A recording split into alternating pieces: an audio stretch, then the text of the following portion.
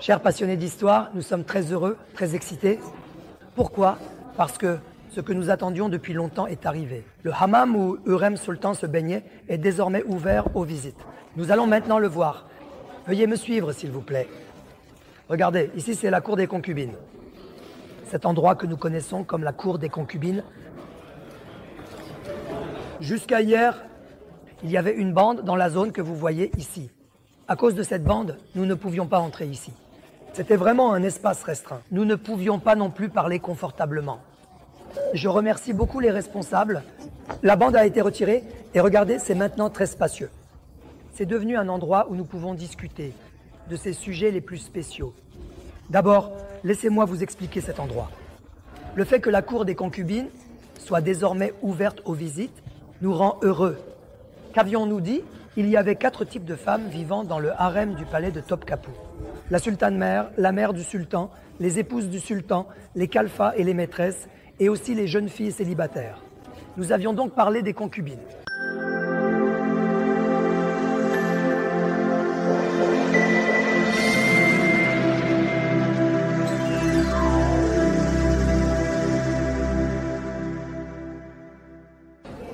J'ai donné à cet endroit le nom de carrefour à 4 voies. Pourquoi carrefour à 4 voies?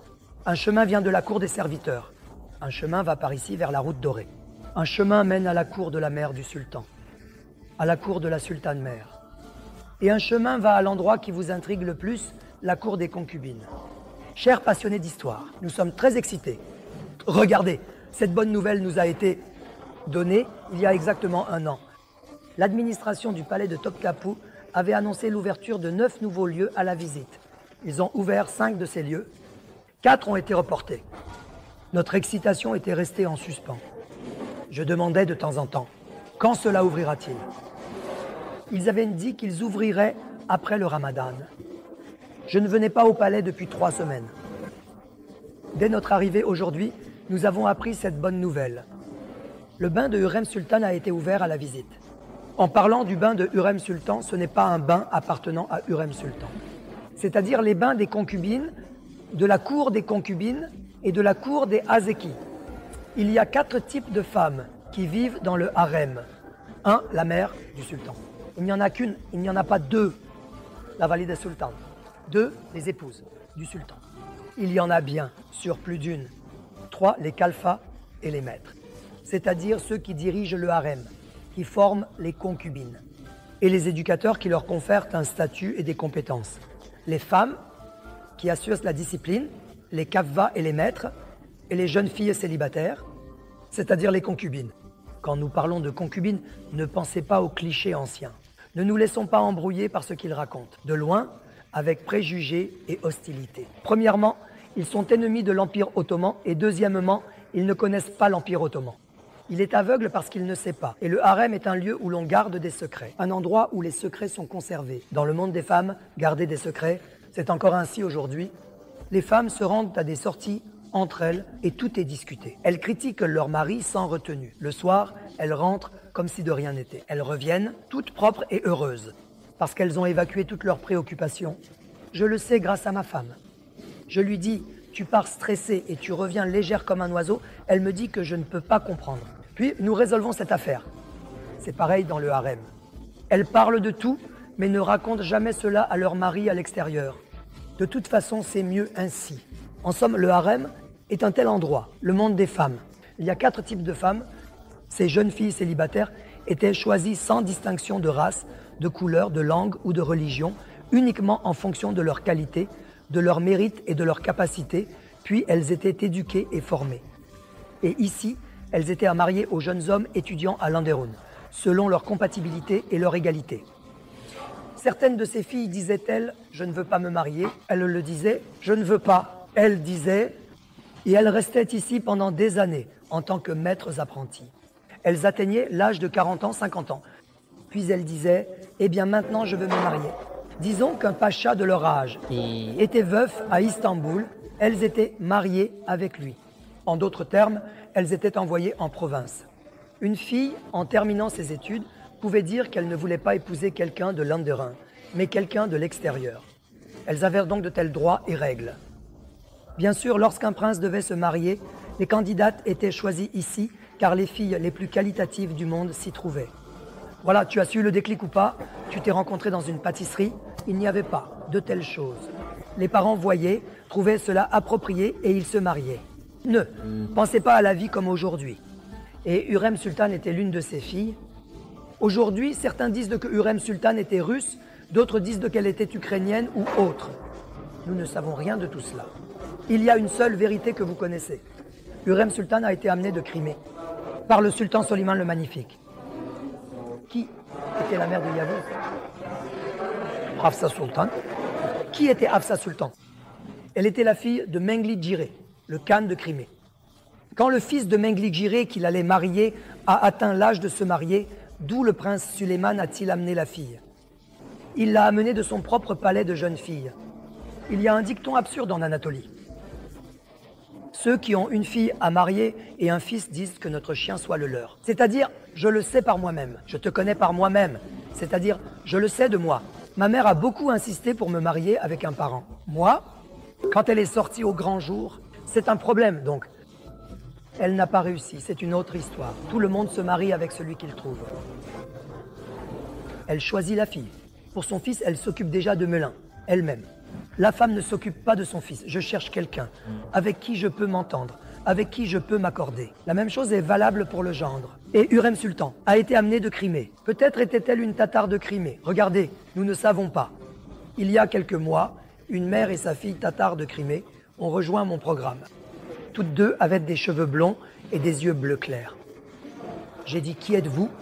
Nous, les Tatars de Crimée, étions surveillés. Tout le groupe a pris des photos avec eux. J'ai dit, ceux qui veulent voir Hürrem Sultan devraient les regarder. Le deuxième Selim a des barbes blondes, des cheveux de Hürrem Sultan. Donc, nous ne savons, pas pour cela. Mais même si nous le savions, cela n'a aucune importance. Ce que nous importe, ce n'est pas son origine ethnique. Cette femme a été amenée ici. Elle a été éduquée et formée. Elle était d'abord une concubine, mais elle était de haut rang. Elle était de très grande qualité. Elle est venue ici après avoir été sélectionnée au palais de Crimée. Ici aussi, elle a immédiatement montré sa qualité. Et elle est devenue l'une des filles à épouser le prince. Et en effet, elle s'est mariée en tant que deuxième épouse après Mahidevran Gulbahar Hatun. Avec le législateur, et après le mariage, il y a une règle à suivre. La règle des concubines. Que signifie concubine? Cela signifie femme esclave. Maintenant, par exemple, vous allez me demander, l'islam permet jusqu'à 4 mariages. Comment cela se fait-il? Voyez, ce n'est pas très facile à comprendre dans les conditions d'aujourd'hui. Le Coran dit qu'une seule épouse pure est pour vous. Une seule. Ce qui est permis jusqu'à 4 est pour des situations nécessaires. Par exemple, il y a 50, 100, 300 ans, il y avait de grandes guerres. Ici, une armée de 200 000 hommes. Ici, une armée de 200 000 hommes s'affrontait. En un jour, une armée de 100 000 hommes. 100 000 hommes mouraient des deux côtés. Et en un jour, 100 000 hommes de chaque côté. 200 000 femmes devenaient veuves.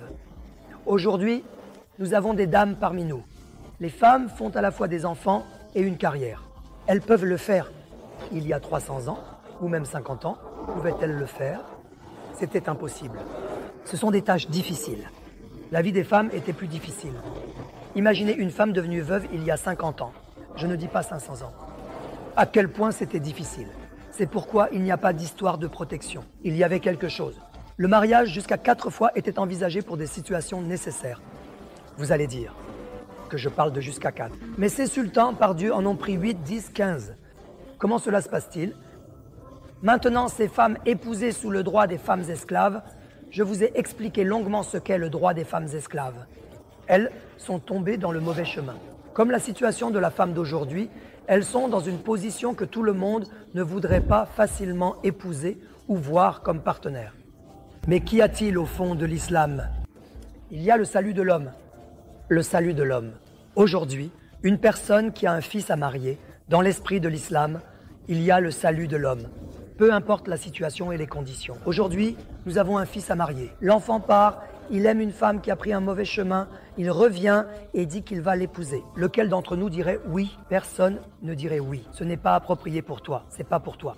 Nous dirions que quelqu'un d'autre devrait la sauver. Cependant, dans l'histoire, il y a une situation appelée femme esclave. Et ces femmes aussi doivent être sauvées. Elle veut être l'épouse de quelqu'un, avoir un foyer, avoir des enfants. L'islam dit que dans cette situation, on peut avoir plus de 4 mariages. Et de cette manière, ces femmes peuvent être sauvées. Est-ce un mariage sans contrat? Non, pas le cas. Il y a un mariage dit mariage de femmes esclaves. Cela s'appelle le mariage istifrash. Hurrem Sultan était une femme mariée par le mariage istifrash. Eh bien, c'est bien, une femme libre. Épouse une femme libre, épouse une femme esclave. Non, il n'y a pas une telle situation. Si vous épousez une femme esclave, vous ne pouvez pas épouser une femme libre au-dessus d'elle. Si vous épousez une femme libre, vous ne pouvez pas ensuite épouser une femme esclave. Actuellement, la cour dans laquelle nous sommes arrivés avec vous est ouverte. Pour la première fois aux visites dans le harem du palais de Topkapı. Regardez, pour la première fois dans l'histoire de la Turquie, cette cour est ouverte aux visites. Alors, cette cour que nous voyons, qu'est-ce que c'est? C'est la cour des concubines et des aseki, les straseki. Que signifie aseki? Un sultan s'est marié avec une femme esclave. Et cette femme esclave est tombée enceinte. Et elle a donné naissance à un bébé. Au moment où elle donne naissance au bébé, que devient cette femme? Elle devient une aseki. Quel était le titre de Hurrem Sultan? Haseki. Haseki Hiram. En d'autres termes, dès que l'enfant naît, il devient musulman. La loi islamique, la femme devient directement une femme libre. Femme libre, c'est très important. Et ainsi, la vie de ces femmes est sauvée. Nous avons dit qu'il y a jusqu'à 4 mariages. Par exemple, un sultan peut avoir 4 haseki en même temps. Où loge ces haseki? Laissez-moi vous montrer tout de suite. Regardez, la première chambre est celle que nous voyons ici. Les 4 haseki du sultan. La première est cette chambre que nous voyons. La deuxième chambre est celle que nous voyons ici. Regardez cette chambre que vous voyez, la deuxième chambre. La troisième chambre, laissez-moi passer par ici. Cette chambre que nous voyons, la troisième chambre. La quatrième chambre et celle plus loin. C'est-à-dire la 4e haseki du sultan séjournait dans ces chambres que vous voyez. La restauration de ces chambres est également en cours. Une fois terminées, elles seront ouvertes aux visites, si Dieu le veut. Alors, où est-ce ici? Si Dieu le veut, le palais ouvrira bientôt cet endroit aussi. Aux visites, l'année dernière, ils ont annoncé cette bonne nouvelle. Dans l'histoire du palais de Topkapı, regardez, nous voyons cela d'ici. Waouh! C'est un escalier très spécial dans l'histoire du palais de Topkapı. Parmi le peuple, parmi le personnel du palais, il est connu sous le nom de 40 marches. Mais ce n'est pas 40. Il y a 53 marches. 40 marches, ils vont ouvrir cet endroit. Il y a un endroit en dessous dont la restauration est maintenant terminée. L'hôpital du harem. Le harem est un monde appartenant aux femmes. Les maladies des femmes sont différentes. Leur santé est différente. Leurs médecins sont différents. C'est pourquoi il y a ici un hôpital pour femmes entièrement équipées. Il y a même une salle mortuaire derrière l'hôpital. Dans les années 1970, notre professeur, qui a participé à la restauration de cet endroit, nous a dit que lorsqu'il est entré dans cette pièce, il sentait encore l'odeur de la mort. C'est-à-dire, comme une morgue, les corps des femmes décédées y étaient lavés, en plus de l'hôpital du harem. La restauration y est terminée et elle ouvrira bientôt, nous attendons, c'est-à-dire que nous sommes actuellement dans la cour du harem. Puisque cet endroit est sans net et la cour des concubines, les jeunes filles célibataires, regardez, vous descendez par ici. Il y a une descente par ici aussi. Là-bas, vous savez, dans la gravure de Mélin Khalfa, il y avait des unités en bois, à 3 étages. Mais en bas, elles ont encore besoin de restauration. Même lorsqu'elles seront restaurées, elles pourraient ne pas être ouvertes au public. Parce que tout est en bois. Étant en bois, il est impossible d'y grimper. Peut-être qu'ils le montreront de loin, ce que je souhaite vraiment. Eh bien, je vais vous poser une question. Hurrem Sultan est-elle devenue valide sultan ou non? Il y a une porte juste derrière vous. Derrière cette porte, montrons-le tout de suite. Regardez, il y a une porte là-bas. Derrière cette porte se trouve l'appartement de la valide sultan. Est-elle devenue valide sultan ou non? Est-elle jamais restée dans l'appartement de la valide sultan? N'est-elle pas restée? Elle n'est pas restée. Elle... quoi? Parce que son mari est mort. Si vous voulez devenir valide sultan, vous devez épouser un sultan. Il faut survivre aux hommes. Il faut vivre plus longtemps que l'homme. Ensuite, 3, pas fini. Vous devez voir que l'enfant devient sultan. Vous le verrez. Si vous ne le voyez pas, vous ne pouvez pas devenir valide sultan. Eh bien, Hurrem Sultan, pauvre d'elle. Elle est morte en 1558, 8 ans avant son mari. C'est pourquoi elle n'est pas devenue valide sultan. En fait, il présente toujours Hurrem Sultan comme un personnage très puissant, une femme acariâtre qui intervient dans les affaires intérieures de l'État. Je ne crois à rien de tout cela. Pourquoi une femme qui est morte alors que son mari était encore en vie? Nous en avons tous dans nos familles. Qui?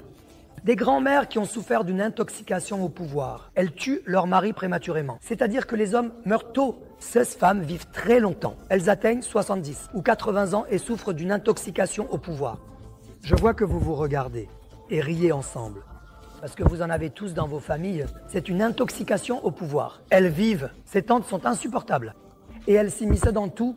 Hurrem Sultan est morte alors que son mari était encore en vie. Si vous voulez entendre parler d'une femme souffrant d'intoxication au pouvoir, je vais vous le dire. Kösem Sultan, son mari le sultan, Mehmet est mort à 28 ans. Et cette femme a vécu de nombreuses années. Sous le règne du fils de sa coépouse, le jeune Osman, au palais. Son propre fils sous le règne de Murakab au palais. Sous le règne de son propre fils, le sultan Ibrahim, au palais. Son petit-fils sous le règne de Memekva prend le pouvoir. La femme est grand-mère. Va-t'en, maintenant pars. Tu vas aller au vieux palais maintenant. Maintenant, ce petit-fils a une mère. Elle deviendra la valide sultan. Elle ne part pas, elle dit « Je suis toujours ici ». Eh bien, si tu insistes autant, c'est la corde du rideau. Il n'y a rien à faire. Je n'y crois pas, mais... foi. On dit que le petit-fils sultan a fait des plans à son sujet. À son sujet. Quelle est la créature la plus dangereuse dans ce monde? C'est une femme qui a un enfant, c'est-à-dire une mère. Eh bien, le sultan Torun ne reste pas les bras croisés. Si le sultan esclave fait des plans concernant le petit-fils, la pièce dans laquelle nous allons entrer bientôt, les rideaux, les cordes, elle sera exécutée par strangulation. Sultan Kosem. C'est pourquoi tout le monde saura se lever du siège. C'est-à-dire qu'elle ne s'est pas levée. Elle est restée pendant de longues années, après avoir vécu une période de contemplation automnale avec son mari. Hurrem Sultan n'a pas une telle situation. Une femme qui est morte alors que son mari était encore en vie. Si cette femme est une Aseki, et elle est restée dans l'une de ces 4 chambres à Aseki, regardez, je peux vous le dire clairement. Où Hurrem Sultan a-t-elle vécu à Topkapi? L'une de ces 4 chambres. Soit elle est restée dans cette chambre, soit elle est restée dans cette chambre, soit dans cette chambre, soit dans cette chambre. Donc, nous avons 25% de chance de deviner correctement. C'est tout ce que je peux dire. Alors, où une femme qui priait 5 fois par jour prenait-elle ses ablutions? Juste derrière vous, elle les prenait ici. L'endroit que vous voyez, c'est Hurrem Sultan. Elle prenait ses ablutions ici. Nous parlons toujours de Hurrem Sultan ici. Non seulement Hurrem Sultan, mais aussi sa belle-fille Nurbanu, Sultan, sa belle-fille Handan, Sultan, Kariye Sultan. Donc, ce sont aussi des personnes qui priaient et prenaient leurs ablutions. Elles prenaient leurs ablutions ici. Elles prenaient... Alors, où se lavaient-elles? Normalement, à l'intérieur, il y a aussi le bain de la belle-mère. Valide Sultan dispose également d'un bain. Comme elle n'était pas Valide Sultan, elle ne s'est jamais lavée dans le bain de la Valide Sultan. Elle s'est lavée dans le bain de Hazeki. Où Hurrem Sultan s'est-elle lavée? Suivez-moi. Le bain où elle se lavait a été ouvert pour la visite, pour la première fois. Veuillez entrer, nous y allons.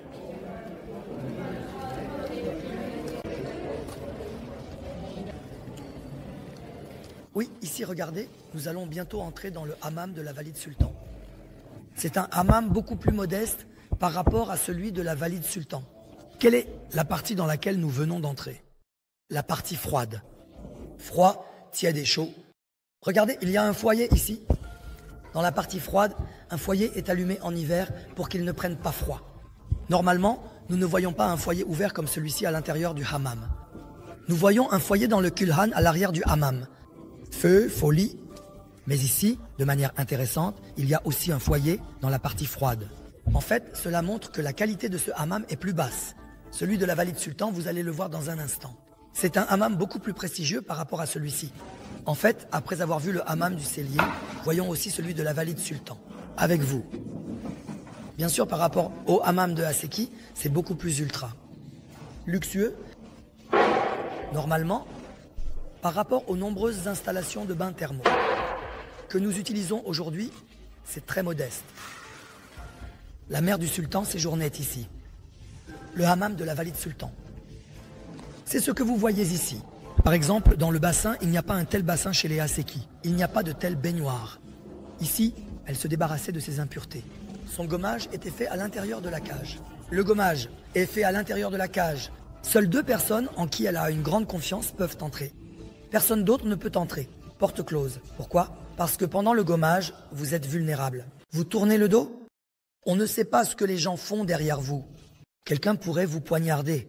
Si la pointe d'une aiguille empoisonnée vous touche, c'est fini pour vous. C'est pourquoi ce système de cage est toujours présent dans les bains du sultan et de la sultane mère. Nous les voyons ici. Nous retournons immédiatement à la partie tiède. Regardez, ici c'est la partie tiède. Et c'est la partie froide. Nous voyons ainsi la partie froide. Ici c'est aussi les toilettes de la sultane mère. Nous voyons ces éléments. Passons tout de suite par ici, vers la partie tiède. Bien sûr, en passant devant les bains publics, des objets magnifiques utilisés dans le bain. Regardez, ce sont des détails que vous ne pouvez pas facilement voir partout. Par exemple, vous avez vu Madame Montagu, l'épouse de l'ambassadeur britannique, entrer dans le bain, parce qu'elle était une femme. Étant une femme, elle pouvait voir l'intimité du monde des femmes musulmanes turques. Par exemple, les femmes ottomanes utilisaient des sabots très hauts dans le bain. Les bords étaient aussi ornés de clochettes. Ils devaient être sonores. Ils devaient faire du bruit. Pourquoi étaient-ils hauts? Pour que l'eau sale qui coulait sur le sol du bain ne touche pas leurs pieds. Madame Montagu disait même qu'elle ne comprenait pas comment elle marchait sur ses sabots. Elle disait que la femme turque était une femme très propre. Quand vous alliez chez elle, ça sentait bon le savon, disait-elle. Je n'ai jamais vu une femme qui sentait la transpiration, disait-elle, parce qu'elle se lavait instantanément dans les cabinets de lavage. En dehors de cela, elle transpirait dans les bains une fois par semaine. Aujourd'hui, est-ce qu'on se lave dans les salles de bain chez nous? Pour l'amour de Dieu, tu verses le shampoing, l'eau coule sur ta tête. Tu prends 2 douches, ce n'est pas vraiment se laver. Se laver signifie éliminer les toxines du corps. Comment cela se faisait-il? Cela se faisait par la transpiration. Cela se faisait en transpirant, en se frottant, en se débarrassant des impuretés. Et ces femmes, ici, faisaient cela parfaitement. Regardez, la femme ottomane aimait les cheveux longs. Elle ne voulait pas ressembler à un homme. Par exemple, vous souvenez-vous de vos grands-mères? Je m'en souviens, elle est décédée à l'âge de 10 ans. Ma grand-mère avait plus de 90 ans. Elle avait 40 tresses fines sur la tête. Regardez, les femmes d'autrefois tressaient leurs cheveux en fines et longues tresses. Pourquoi? Parce que lorsque vous tressez les cheveux, la saleté ne peut pas y pénétrer. Dans le hammam, les femmes défont d'abord les cheveux des unes et des autres. Tout le monde s'entraide. Ensuite, on se lave, on se savonne, on se frotte. Juste avant de sortir du hammam, elles tressent toutes les cheveux des unes et des autres en fines et longues tresses. Ma grand-mère avait plus de 90 ans. Elle avait 40 tresses sur la tête. C'est-à-dire qu'elle les faisait toujours tresser et défaire. Parce que la tresse restait sur la tête pendant 1 semaine, 15 jours. Comme la poussière n'y pénétrait pas, les cheveux ne se salissaient jamais. Les cheveux lâchés se salissent. Les cheveux tressés ne se salissent jamais.